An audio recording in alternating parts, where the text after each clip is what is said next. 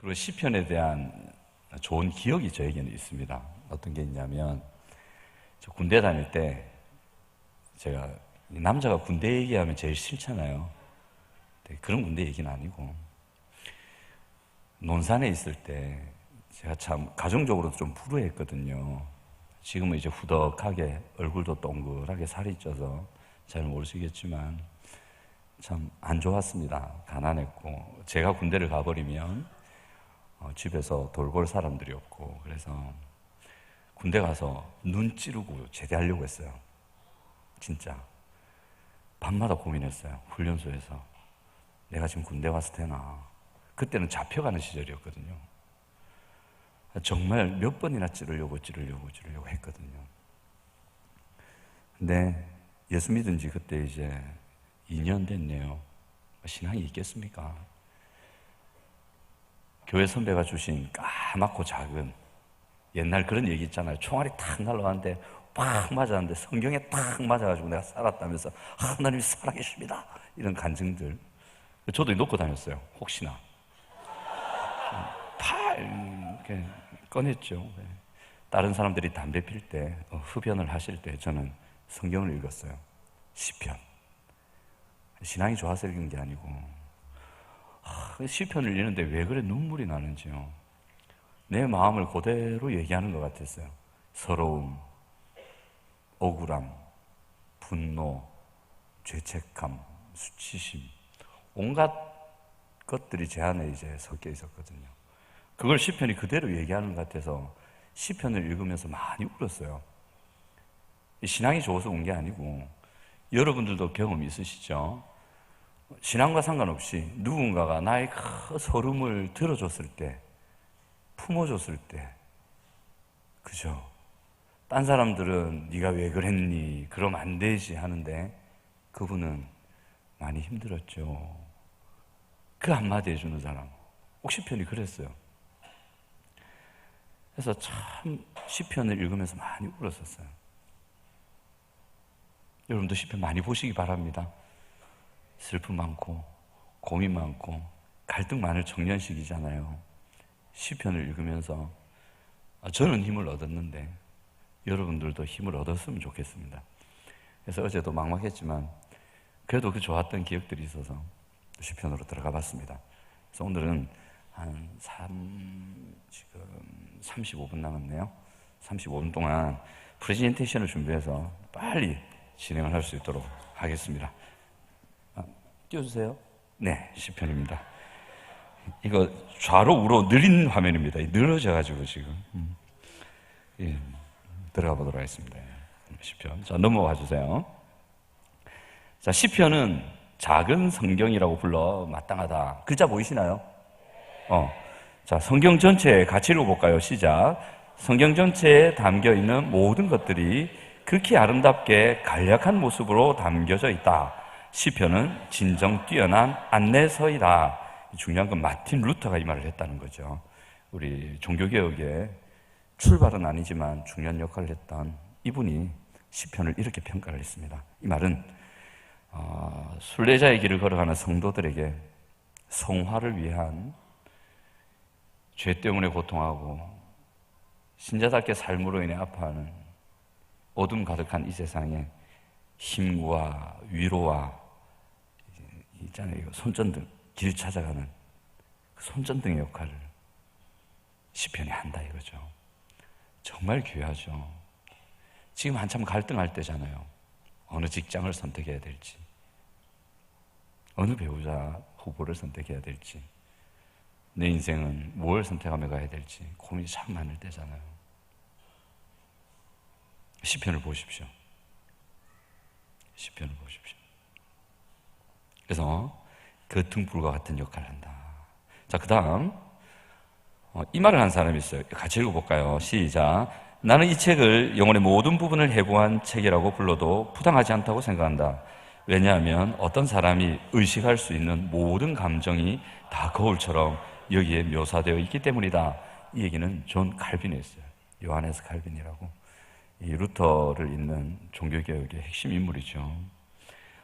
이분의 말을 들어보면 한 사람을 그 아픔을 어루만지는 하나님의 손길, 그렇게 표현하면 되겠죠. 예를 들면 성경 그 시편에 보면 욕이 많잖아요. 때려 죽여주시고 다리 불러주시고 자식들 다 굶어 죽여주시고 땅에 파묻어 주시고 확 죽여주시옵소서, 실제로 있거든요. 그런 글이 성경에 오르면 돼요, 안 돼요? 성경은 하나님의 책이거든요. 완전히 거룩하신 온전한 사랑이신 그 하나님의 책에 때려 죽여주시고 말려 죽여주시고 자식 대대손 다 죽여주시고 우째뚱뚱 엎어주시옵소서. 이거는 알람이 아닙니다. 급한 내용이 좀 있어가지고. 그럼 돼요, 안 돼요? 성경에 그런 거 넣으면 안 되잖아요. 그죠? 근데 하나님이 넣어놨어요. 여러분들 힘들 때 있으면 그럴 때 있잖아요. 저거 없어졌으면 좋겠다, 저거 딱 사라졌으면 좋겠다 싶은 사람 있죠? 보통 엄마 아빠잖아요. 공감하시면 큰일 날 것 같으시니까 안 하시네. 한 번씩 그런 경험 있으시죠? 한번 물어봅시다. 진짜 없어져 버릴까요? 진짜로? 아니죠. 그 말을 한 거는 엄마 없어져, 아빠 사라져가 아니고 엄마 열받아, 아빠 열받아, 이 말이잖아요. 그죠? 하나님이 그 마음을 아신다는 거죠. 여러분들의 우라통 터지는 그 마음을 하나님은 이해하신다는 겁니다. 믿으시기 바랍니다. 그것이 시편입니다. 그걸 하나님 시편에 다 담아 놓으셨어요. 다 들어줄게. 이걸 내 마음에 품었다. 너희들의 그런 모습도 이해한다. 이걸 읽으며 위로받으렴. 그렇게 하시는 거예요. 시편 읽으시면서 위로받으시기 바랍니다. 특별히 예를 들면 수치심 같은 경우 있잖아요. 수치심은 우리 박사님들도 계시니까 제가 주름 잡을 수는 없고 그렇다고 들었습니다. 말을 해야 치료가 된답니다. 수치심과 깊은 열등감들은 자기만 품고 있으면 남은 모르더라도 안으로는 고통스럽거든요. 이제 이거를 풀어줘야 되는데 푸는 방법은 말을 해야 된다고 합니다. 그 얘기를 해야 된다고 합니다. 하나님께 기도하시기 바랍니다. 뿐만 아니라 그 얘기를 들어줄 수 있는, 신뢰할 수 있는 사람을 찾아가서 얘기하시기 바랍니다. 또 시편을 읽으시면서 공감 받으시기 바랍니다. 내하고 똑같은 고민하는 사람들이 있었구나. 시편은 우리에게 참 좋은 책입니다. 자, 넘어가겠습니다. 시편의 편집 과정을 좀 보겠습니다. 계략적인 걸 보기 때문에 이런 걸 좀 봐야 되겠죠. 편집 과정을 보시면 모세, 다윗, 솔로몬, 아삽, 고라, 자손 등 작잠 이상의 시편도 있습니다. 그런 사람들이 이제 시를 쓴 거예요. 쫙 썼죠. 주로 현악기에 맞춘 시였거든요. 시를 쫙 써서 그 얘기들을 개별적으로 이렇게 창작하고 예배를 위해서 창작한 그 시들을 왕국 시대 때 수집하고 모읍니다. 표제를 붙이고 누구의 시, 현악에 맞춘 시 이렇게.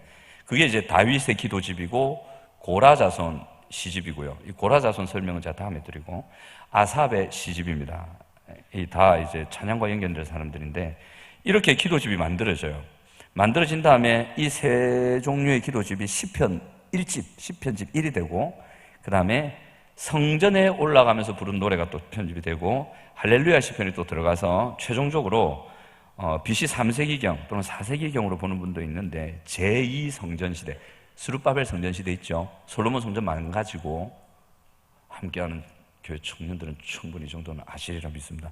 그래갖고 최종 편집이 되는데 150편 5권으로 구성이 됩니다. 자, 한 번 더 클릭해 주시면 다 했네. 됐습니다. 1000년이 걸립니다. 우리는 그냥 150편 손에 들고 다니지만 이게 편집되는 시간은 약 1000년의 시간이 걸립니다. 어마어마한 책이죠. 여러분들은 정말 어마어마한 책을 들고 다니시는 거예요. 한 책인데 1000년의 시간 동안 여러 명의 저자가 쓴 책은 시편입니다. 보통 성경의 책은 다 저자가 한 명이잖아요. 근데 시편은 여러 명입니다. 그런데도 마치 한 사람의 신앙의 고백을 듣는 느낌을 왜 받느냐 하면 하나님께서 그들을 감동하셔서 쓴 책이기 때문에 그런 거죠. 여러 명의 저자가 있다고 해서 절대 혼란스럽지 않습니다. 그 다음에 넘어가 보겠습니다. 시편 한눈에 보기인데 제가 나름대로 좀 정리를 했는데 여러 책을 참조하고, 자, 클릭 한번 해주세요. 시편을 바르게 볼 수 있는 방법 중에 하나가 있는데 그것이 뭐냐면 결론부터 보는 겁니다. 시편을 바르게 보시려면 결론을 보시고 서론을 보시고 1권, 2권, 3권, 4권, 5권으로 가시면 좋습니다. 결론을 보시면 146, 47, 48, 49, 150까지가 할렐루야 시편입니다. 이 각 시편들은 이 146부터 150까지는요, 처음과 끝이 할렐루야가 돼요. 할렐루야 시작했다가 할렐루야 끝나요. 그래 가다가 150편 가면 6절이 있는데 각 절마다 다 할렐루야가 있어요. 이제 마지막에는 완전 그냥 할렐루야인 거예요. 할렐루야 들으시면 느낌이 좋습니까? 어둡습니까? 좋지요? 뭔가 됐다는 거겠죠?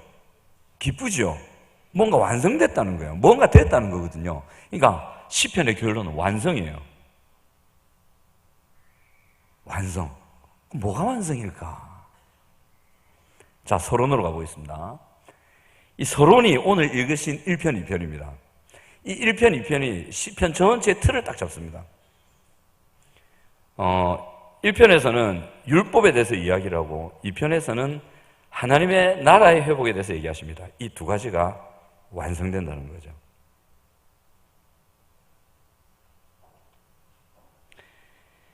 율법의 완성은 1편은 복 있는 사람은 주야로 그 율법을 묵상하는 사람인데 그 율법이 뭐냐면요, 모세 오경이라고 학자들은 얘기합니다. 이 기자가 편집할 때 쓸 때 이 율법은 모세 오경이다, 그 율법을 말하는 것이다, 그렇게 얘기하죠. 그리고 2편에는 하나님 나라 통치의 완성을 얘기합니다. 이것의 완성이 있었기 때문에 마지막에 가서는 할렐루야 하는 거죠.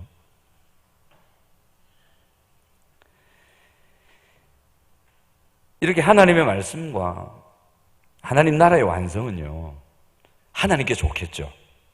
하나님 입장에서는 좋겠죠. 하나님의 말씀이 온전히 세상을 지배하고 하나님의 통치가 온 세계에 가득하다. 하나님 입장에서는 좋을 거잖아요. 여러분들은 어떠세요? 좋을까? 잘못하면 새로 시작한 그 김사부입니까? 낭만닥터. 그거 못 볼 수도 있어요. 드라마 중독은 안 된다, 이러실 수 있단 말이에요. 좋을까요? 답이 없으시네요. 답은 뻔하니까. 근데 하나님께 영광이고 하나님 입장에서 좋으면요, 우리에게는 반반듯이 행복입니다. 이걸 믿으셔야 합니다. 아멘. 하나님 입장에서 좋은 것은 우리에게는 행복입니다. 하나님 입장에서 좋지 않은 것은 우리에게 반드시 고통을 가져줍니다. 원리입니다. 그래서 시편의 마지막의 결론은 이 서론에서 말씀한 하나님의 말씀과 하나님의 통치, 하나님 나라의 완성이 이루어졌기 때문에 이 시편 기자들은 너무 찬양하는 거죠. 신명기 10장 13절 띄워주실 수 있나요? 안 되겠구나. 신명기 10장 13절 보시면 내가 오늘날 네 행복을 위하여 네게 명하는 여호와의 명령과 규례를 지킬 것이 아니냐. 하나님이 우리에게 율법을 주신 이유는 우리의 행복 때문입니다. 무엇 때문이라고요? 행복 때문입니다. 이것을 빨리 받아들이시면 빨리 행복해지실 것이고, 이것을 늦게 받아들이시면 그만큼 손해를 보실 겁니다. 확실합니다. 자, 그 다음 클릭해 주세요. 계속 클릭해 주시면 됩니다. 5권까지. 1권, 2권, 3권, 4권, 5권이 이렇게 구성되어 있는데 1권은 1편에서 41, 2권은 40에서 72, 4권은 90에서 106, 5권은 107에서 150으로 봅니다. 근데 각 권의 마지막 편에 마지막 절에 항상 할렐루야가 들어가 있습니다. 여호와를 찬양하라, 여호와를 찬양하라. 그것이 기준이 돼서 각 권을 마무리합니다. 그리고 각 권은요, 아까 율법이 모세 오경이라 했잖아요. 학자들이 연구해 보니까 1권, 2권, 3권, 4권, 5권이 창세기, 출애굽기, 레위기, 민수기, 신명기에서 말씀하는 주제와 유사한 내용들로 편집이 되어 있더라. 그러니까 의도적으로 시편을 이렇게 편집을 한 거죠. 하나님의 율법을 강조하면서요. 그래서 개략적인 내용은 1권에서는 하나님의 율법의 순종함과 하나님의 통치와 친백성을 향한 구원을 얘기하면서 이것이 완성될 것이다. 41편 13절에 할렐루야 하면서 넘어가죠. 1권 마무리. 2권은 고난 가운데서 구원하시고 메시아의 통치를 인한 구속과 번영을 얘기하면서 72편 18, 19에서 할렐루야 이것도 이루어질 것이다. 3권에서는 고통 가운데 하나님의 신실하심과 하나님의 나라에 대한 언약을 의지하면서 고통 가운데 하나님이 우리를 건져내실 것이다. 예배를 회복하실 것이다. 할렐루야 하면서 89편 51편에서 마무리합니다. 4권에서는 인간의 연약함에 대해서 기자가 탄식을 하면서 우리가 이렇게 고통스러운 것은 우리의 연약함 때문입니다. 하지만 하나님은 자비하셔서 언약하셨기 때문에 우리의 연약함에도 불구하고 하나님의 통치를 실현하실 것입니다. 완성하십니다. 할렐루야 하면서 106편 마무리. 그리고 5권 신명기 들어가면서 드디어 메시아가 악을 이기고 승리하고 하나님의 백성을 온전히 회복시켜 일으키실 것입니다. 그래서 150편에서는 그냥 각 절마다 다 할렐루야 완성될 것이기 때문에 그렇게 정리가 됩니다. 결국은 150편에서 궁극적인 완성이 된다. 열방이 호흡 있는 모든 자들아 여호와께 영광을 돌리고 그를 송축할지어다. 열방이라는 단어가 나옵니다. 여러분 마지막 날에는 모든 열방이 하나님께 돌아올 겁니다. 자녀를 때렸던 아빠도, 힘들어서 가정을 버린 엄마도,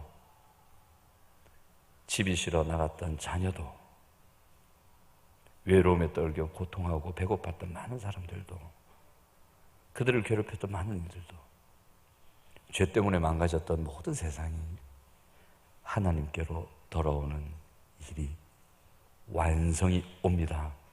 믿으시기 바랍니다. 한번 저 따라해 볼까요? 할렐루야. 할렐루야죠. 될 거기 때문에 시편 기자는 그 하나님의 약속을 믿고 확신하고 찬양했던 거죠. 넘어가겠습니다. 이제 시편이 빨리 가죠.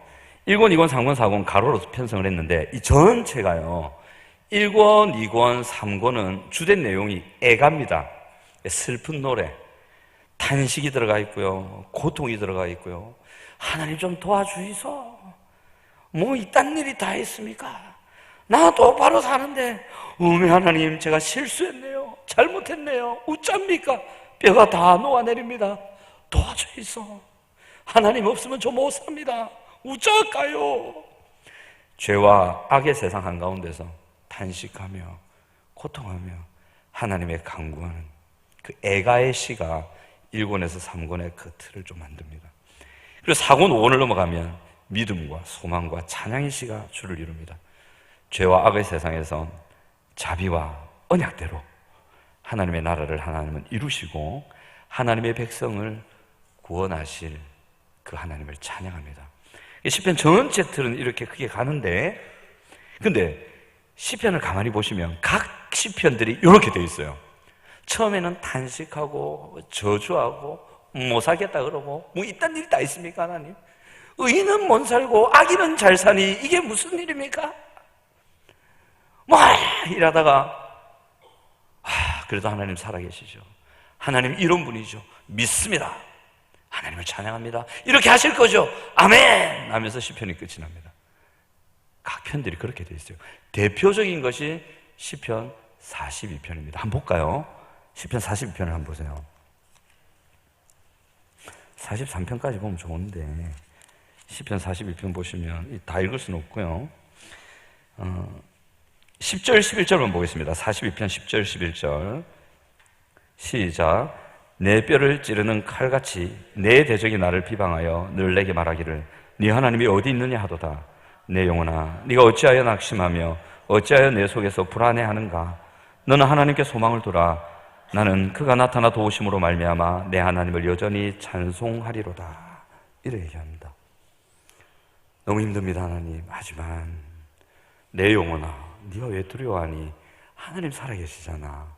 그분께서 일하실 거잖아. 그건 확실하잖아. 그러니 내 영혼아, 다시 일어나 힘을 내라. 하나님 찬양합니다. 이 구성입니다. 그래서 시편을 읽으면 여러분들은 하나님께 공감받으실 뿐만 아니라 하나님께서 격려하시는 은혜를 받으실 겁니다. 아멘. 예. 그다음 넘어가겠습니다. 벌써 여기네요. 너무 빨리 가는데.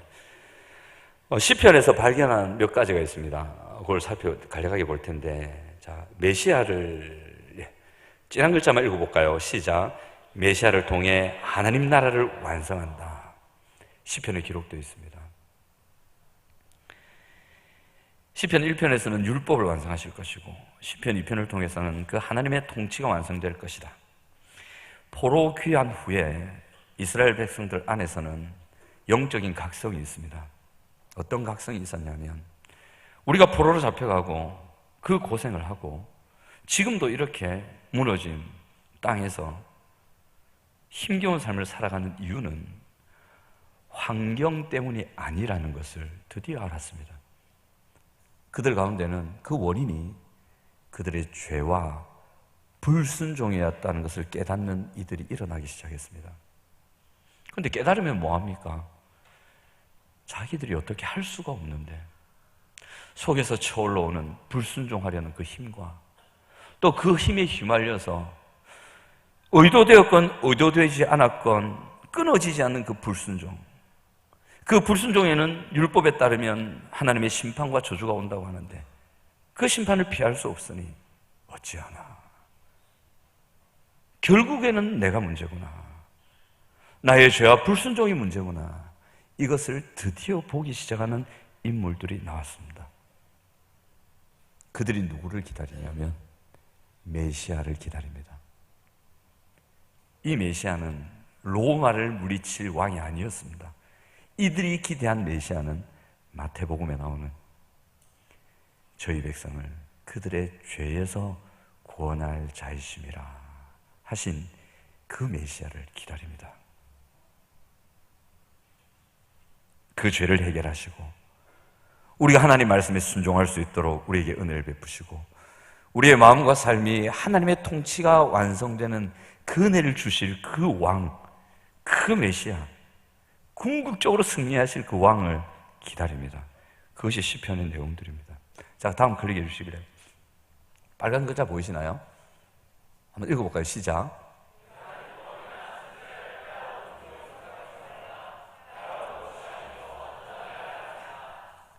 예, 예수님은 오시면 다 용서하실 것 같죠? 아니요. 예수님은 율법을 완성하러 오셨어요. 다음 거 하나 그려주세요. 자, 읽어보시겠습니다. 시작.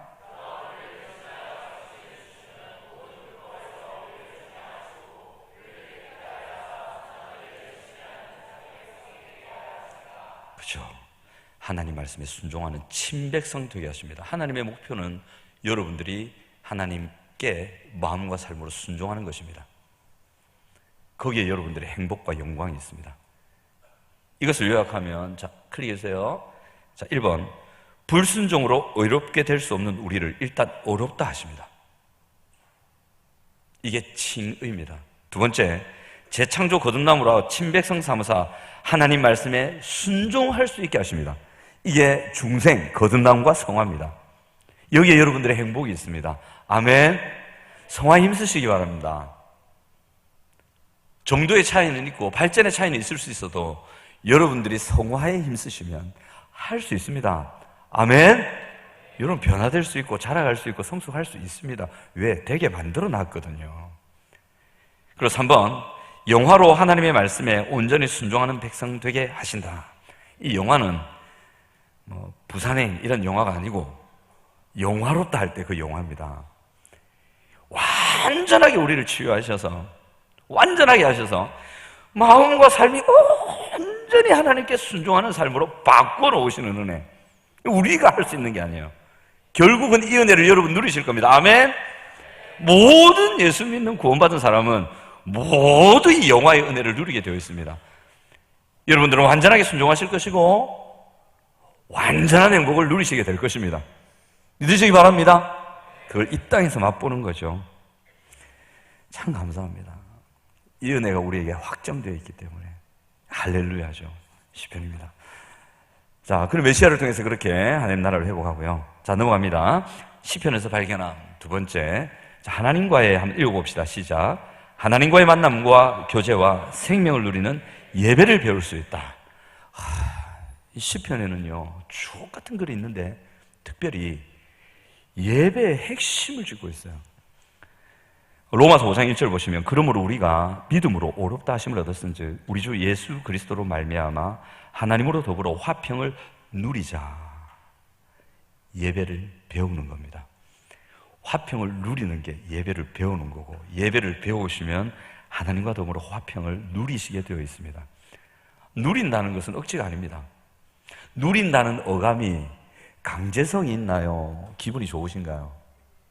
기분이 좋죠. 그것이 신자의 삶이에요. 신자의 삶을 누리는 것입니다. 자, 클릭해 주시고요. 자, 가운데 빨간 거 시편 22편 3절. 정말 멋진 거예요. 읽어보겠습니다. 시작. 이스라엘의 찬송 중에 계시는 주여, 주는 거룩하시니다. 이 말이 뭐냐면 이스라엘의 찬송 중에, 이 예배예요. 찬송 중에 계시는 이래 돼 있잖아요. 이 번역이 좀 이상해. 이 계시는 이게 뭐냐면 거주하다, 가가지고 하나님이, 우리가 가는 게 아니고 하나님이 와가지고, 죄송합니다. 하나님이 오셔가지고 그와 함께 사는 것, 이 계시는 의미예요. 그러니까 우리가 하나님을 예배할 때 하나님 우리를 찾아오신다는 거죠. 우리가 하나님을 찬송하고 예배할 때 하나님이 우리와 같이 살아주신다는 거예요. 그분 살아있거든요. 눈 부럽게 뜨고 생각이 있고 감정이 있고 의지가 있으신 분이시거든요. 온갖 걸 다 알 수 있는 분이시거든요. 무엇보다 우리를 뜨겁게 사랑하시는 분이거든요. 너무 사랑해! 이런 분이거든요. 그분이 우리와 같이 살아주신대요. 계시는 이 말은 거하시는 이라는 말인데, 이게 요한복음 14장 23절에 예수님이 그대로 얘기합니다. 예수께서 대답하여 이르시기를, 사람이 나를 사랑하면 내 말을 지키리니 내 아버지께서 그를 사랑하실 것이요, 하나님이 우리가 그에게 가서 거처를 그와 함께 하리라. 우리가 하나님께 가는 게 아니고 하나님이 오신대요. 같이 사신대요. 이것이 예배입니다. 똑같죠? 이스라엘의 찬송, 하나님을 사랑함으로 계명을 지키는 것, 이것이 예배입니다. 그러므로 예배는 하나님을 입술과 마음으로 높이는 것이고, 그 높인다는 것은 마음으로 하나님을 사랑하며 하나님의 계명을 순종한다는 것입니다. 삶과 예배는 하나입니다. 그는 하나님이 찾아오셔서 함께 하심을 경험하실 겁니다. 아멘. 그게 영생입니다, 여러분. 그것이 우리에게 주시는 영생의 축복입니다. 하나님과 같이 사는 것, 그것도 영원히. 누구에게? 예배자에게. 시편을 통해서 그걸 합니다. 시편 27편 4절을 한번 볼까요? 한번 성경 한번 찾아보세요, 여러분. 줄 끊어도 좋습니다. 27편 4절. 다윗은 이걸 알았어요. 이걸 누리며 살았던 사람이에요. 시편 27편 4절. 저는 여러분들 이걸 누리시길 바랍니다. 같이 읽습니다. 시작. 내가 여호와께 바라는 한 가지 일, 그것을 구하리니 곧 내가 내 평생에 여호와의 집에 살면서 여호와의 아름다움을 바라보며 그의 성전에서 사모하는 그것이라. 하나님과 같이 살고 싶다. 그것이 문지기일지라도, 아무리 하찮은 벼슬이라 할지라도 하나님의 아름다움을 보며 그분 곁에 거할 수만 있다면 나는 그 삶을 살 것이다. 다윗은 예배자였습니다. 자, 넘어가겠습니다. 시편에서 발견한 세 번째, 다윗의 하나님, 나의 하나님. 자, 다윗이 쓴 시편이 총 몇 가지냐면 73편입니다. 73편. 시편 전체의 반을 차지합니다. 그 정도로 하나님은 시편에서 다윗을 비중 있게 다루십니다. 그래서 다윗을 주목해야 돼요. 다윗을 주목해야 되거든요. 자, 하나님의 마음에 합한 사람이었죠. 하나님이 평가하실 때 다윗은 내 마음에 합하다. 그만 내 마음에 쏙 든다 이 말이에요. 그래서 하나님의 구원과 하나님의 능력을 체험하며 삽니다. 그런데 또 다윗은 하나님의 마음을 안타깝게 했던 사람입니다. 안타깝게 했던 것도 보통이 아니고 박박 긁어놨던 사람입니다. 그것도 한두 번이 아니에요. 그런데 그랬기 때문에 하나님의 용서와 하나님의 사랑을 누렸던 겁니다. 혹시 이 자리에 실수하고 죄책감과 정죄감 속에서 아파하시는 분이 있습니까? 나는 왜 안 되지? 하나님이 나 사랑 안 하시나? 아니요. 지금 옆에 계세요. 하나님도 답답해 하세요. 하나님이 늘 우리한테 하시는 말씀이 있거든요.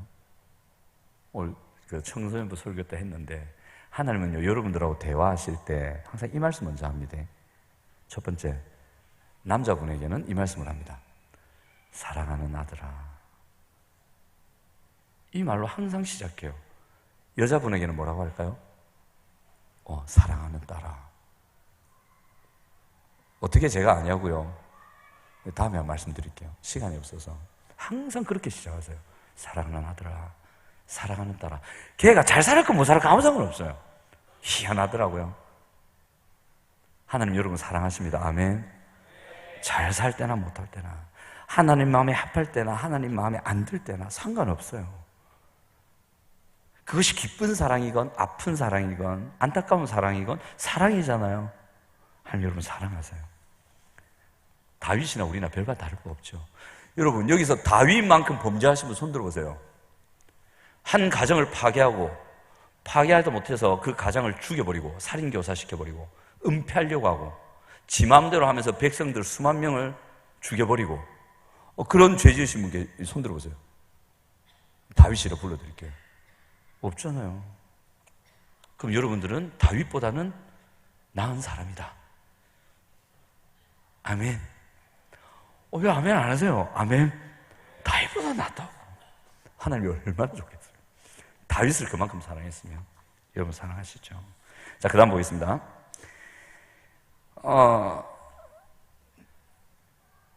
이제 하나님의 입장에서 한번 볼까요? 하나님 보는 하나님 입장이고, 다윗은 하나님에게 그런 존재였어요. 그럼 하나님은 다윗에게 어떤 존재였을까? 볼게요.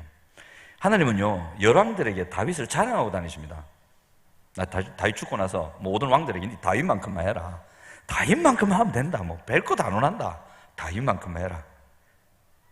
이 하나님은요, 그렇게 하시면서 다윗에게 어떤 존재셨냐면, 이 옆에 숫자는 다 시편입니다. 나중에 개인적으로 보실 수 있으면 마음에 드는 거 찾아서 줄 거 놓으세요. 다윗에게 방패가 되어주셨고, 왕이 되어주셨고, 피난처가 되어주셨고, 치료자가 되어주셨고, 바위처럼 든든한 기댈처가 되어주시고, 목자가 되어주셔서 품으시고 안으시고 인도해주시고, 구원자가 되셔서 건져주시고, 공급자가 되셔서 먹여주시고 입혀주시고. 이거 합치면 딱 세 글자로 표현할 수 있는데 뭔지 아시나요? 힌트, 아자로 시작합니다. 하나 더, 지자로 끝납니다. 아버지. 아버지가 이런 존재잖아요. 또 노 하시는 분 계시거든요. 맞아요. 방패 안 되는 아버지 있을 수 있어요. 왕이 아니라 폭군이죠. 근데요, 하나님은 그렇지 않아요. 육신의 아버지하고 달라요. 자, 한번 여쭤봅시다. 하나님은 우리를 색안경을 끼고 보시나요? 우리의 있는 모습 그대로를 보시나요? 그러면서 품어주시죠. 근데 우리는 왜 자꾸 색안경을 끼고 봐요? 하나님 섭섭하죠. 하나님은 우리를 있는 모습 그대로 봐주신단 말이에요. 그리고 안아주시거든요. 하나님도 우리에게 요구하세요. 얘야, 나를 그냥 있는 그대로 봐주면 안 되겠니? 너희가 경험한 그 아버지 나 아니잖아. 나 아니잖아. 나를 그냥 나 있는 그대로 봐주면 안 될까? 그러면 안 되나요? 그죠? 그게 하나님 마음이에요. 하나님 있는 그대로 좀 봐주세요. 아멘. 이 알람 아닙니다. 넘어가겠습니다. 이제 거의 마무리돼 갑니다. 넘어가 보시면, 다윗의 하나님, 나의 하나님. 자, 다윗은 같이 읽어보겠습니다. 시작. 다윗은 하나님께 탄식하고 기도하고 감사하고, 다윗은 하나님을 찬양하고 신뢰하고 사랑하고. 하나님은 다윗의 탄식과 기도와 감사를 들으시고, 하나님은 다윗의 찬양과 신뢰와 사랑을 받으시고, 이 다윗의 자리에 여러분들의 이름을 한번 넣어보시기 바랍니다. 용덕이는 하나님께 탄식하고 기도하고 감사하고 땡깡 부리고, 용덕이는 하나님을 찬양하고 신뢰하고 사랑하고, 하나님은 용덕이의 탄식과 기도와 땡깡과 감사를 다 들어주시고, 하나님은 용덕이의 찬양과 신뢰와 사랑도 좀 그렇지만 다 받아주시고, 품어주시고, 공감해주시고, 인도해주시고, 공급해주시고, 우리 하나님 그런 분이십니다. 아멘. 시편의 다윗을 통해서 우리는 하나님이 그런 분이시라는 걸 알 수가 있습니다. 넘어가 보겠습니다. 하나님은 다윗을 이해해 주셨고 사랑하셨습니다. 다윗은 그런 하나님을 신뢰했고 사랑했습니다. 그래서 하나님은요, 다윗에게 그리고 우리에게 좋은 아버지이십니다. 아멘. 우리 한번 불러볼까요? 하나님 아버지 한번 불러볼까요? 시작. 하나님 아버지. 육신의 아버지는 가만 좀 밀어두고, 아버지를 떠올리면 힘든다는 거 잘 알아요. 저도 그랬고 저 자녀들도 지금 저 생각하면 힘들 거예요. 잘 알아요. 저 공감해요. 잠시 밀어놓고 하나님만 봅시다. 그 하나님 있는 그대로 봐드립시다. 우리를 위해 목숨보다 더 큰 대가를 지불하신 그 하나님을 있는 그대로 우리가 봐드립시다. 그분 떠올리면서 우리 다시 하나님 아버지 한번 해볼 거예요. 시작. 하나님 아버지. 다윗은 그랬어요. 자, 마지막입니다. 시편의 숲에서 하나님 아버지의 품을. 멋있지 않습니까? 제가 잠을 못 잤더니 정신이 나갔어요. 이상한 글을 쓰기 시작해요, 지금. 시편의 숲에서 하나님 아버지의 품을. 좋죠.